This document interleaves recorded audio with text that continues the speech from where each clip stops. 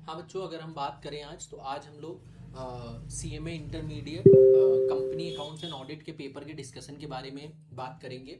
अगर यहाँ पे बात करें तो ऑलमोस्ट सारे क्वेश्चन जो ऑडिट के थे वो अपने सुपर 30 क्वेश्चन से ही आए हैं। आप अगर हम लोग देखना चाहें तो यहाँ से देख सकते हैं। जैसे कि इंटरनल फाइनेंशियल कंट्रोल वाला जो क्वेश्चन है ये अपने सुपर 30 का क्वेश्चन नंबर 4 है।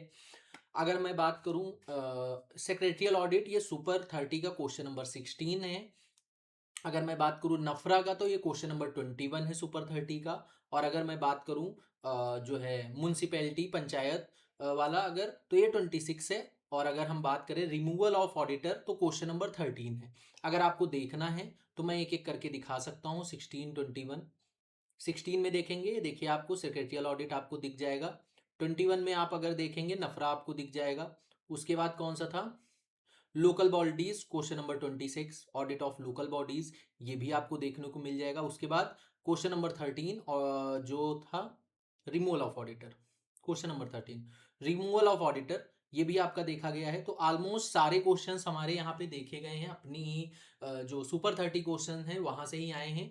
एक क्वेश्चन मैं कहूंगा जो सुपर 30 से नहीं आया है, वो क्वेश्चन है आपका ये इम्प्लॉय बेनिफिट एक्सपेंसेस, जो बैलेंस शीट पीएल का आइटम होता है एक्सपेंसेस का, इम्प्लॉय बेनिफिट एक्सपेंसेस, वो उसका ऑडिट प्रोसीजर आपको बताना है। तो क्लासरूम वाले जो बच्चे हैं उनको पता है कि हमने बताया था कि इतने सारे बैलेंस शीट और पीएल के आइटम है तो इनमें से किसी भी एक का ऑडिट आ सकता है। एग्जाम में 7 मार्क्स से स्कोरिंग के लिए आएगा।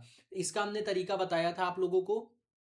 सबसे बेनिफिशियल चीज है, इसके हमने हेडिंग्स दिए थे, 5 से 6 हेडिंग्स थी। उन हेडिंग के बेसिस पे एम्प्लॉय बेनिफिट एक्सपेंसेस को डिफाइन कर देना था क्या होता है। उसके बाद उसका ऑडिट प्रोसीजर कैसा होता है, कट ऑफ पीरियड वाली हेडिंग्स जो थी वो सारी 5-6 हेडिंग हमने बताई थी, उसी हिसाब से इसको करना था। कोई भी टफ ऑडिट में पार्ट नहीं आया था।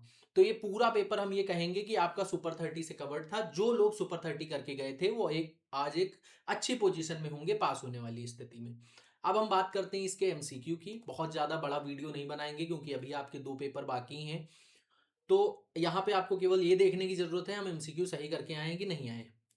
सबसे पहले हम देखेंगे कंपनी के कुछ एमसीक्यू हैं। पहले का ए होगा, फर्स्ट क्वेश्चन का ए आंसर सही होगा। सेकंड का आपका ए आंसर सही होगा। थर्ड का आपका सी आंसर सही होगा।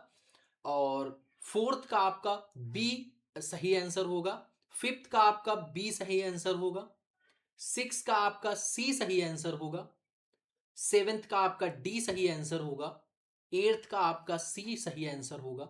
नाइन्थ का आपका सी सही आंसर होगा। टेंथ का आपका सी सही आंसर होगा। इलेवेंथ का आपका डी सही आंसर होगा। ट्वेल्थ का आपका बी सही आंसर होगा। 13 का आपका ए सही आंसर होगा। और 14 का आपका बी सही आंसर होगा। और 15 का सी सही आंसर होगा। तो ये सारे एमसीक्यू भी ऑलमोस्ट बुक प्लस स्कैनर से थे, पीवाईक्यू से थे, कहीं बाहर के एमसीक्यूज भी नहीं आए हैं। तो इस तरीके से आपका पेपर आया। कंपनी मैं नहीं पढ़ाता हूँ, कंपनी अकाउंट्स, तो उसके बारे में डिस्कशन हम नहीं कर रहे हैं यहाँ पे।